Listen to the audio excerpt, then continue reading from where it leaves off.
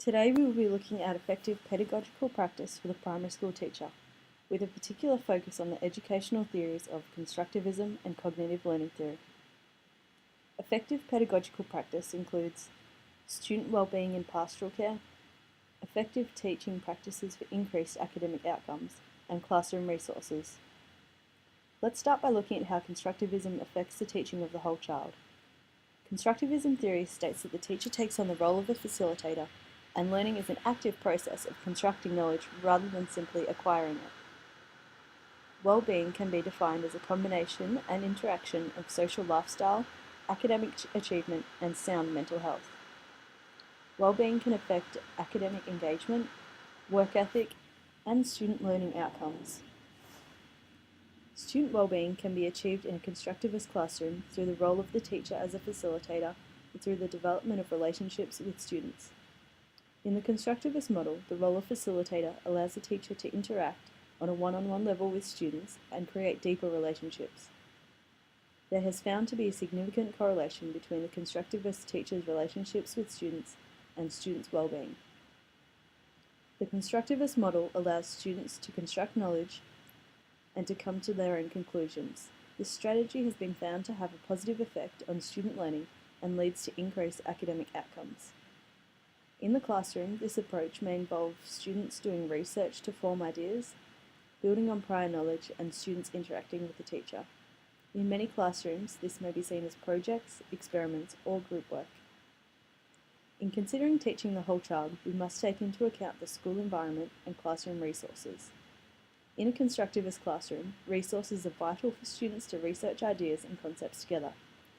ICT resources make this much easier, as well as large areas for students to work comfortably in groups and resources for students to conduct experiments and research. Creating these classroom resources may be a problem for schools with a small budget and may inhibit the amount of knowledge construction students can do on their own. Supportive parents and community members may help by providing or donating resources to the classroom. This may be especially difficult in low socioeconomic areas. Now let's look at cognitive learning theory. Cognitive learning theory shows learning in terms of people's thinking and the processes involved in acquiring, organising, and using knowledge.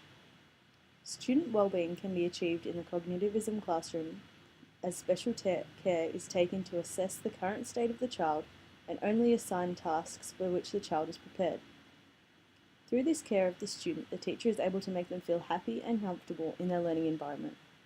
As we stated earlier, this student-teacher relationship is also essential to well-being within the classroom.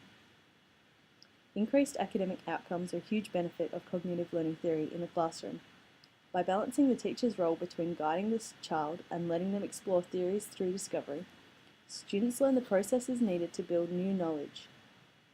In the classroom, this may look like inquiry-based projects, all of which are relevant to the student and taking into account their interests and prior knowledge.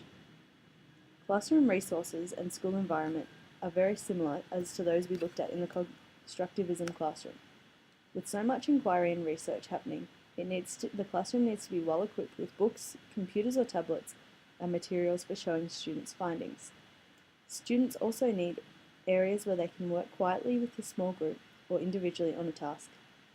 This might be a table group or designated quiet work area within the classroom. The ICT and books should be provided within the school's budget. If the school has a low budget, other materials such as pens, paper, and craft supplies may be supplied by the parents or teacher. Again, in schools in lower socioeconomic areas, this may not be able to provide high-quality resources. There are a number of important factors when planning to teach the whole child. It is vital to ensure the well-being of all students by creating relationships and making sure each student feels safe and valued in their learning environment. It is important to individualize learning tasks and build on prior knowledge so that students can achieve academic success.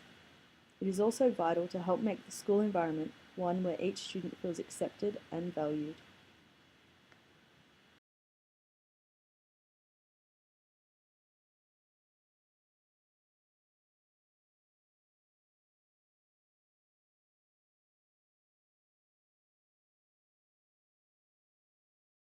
Created using Powtoon.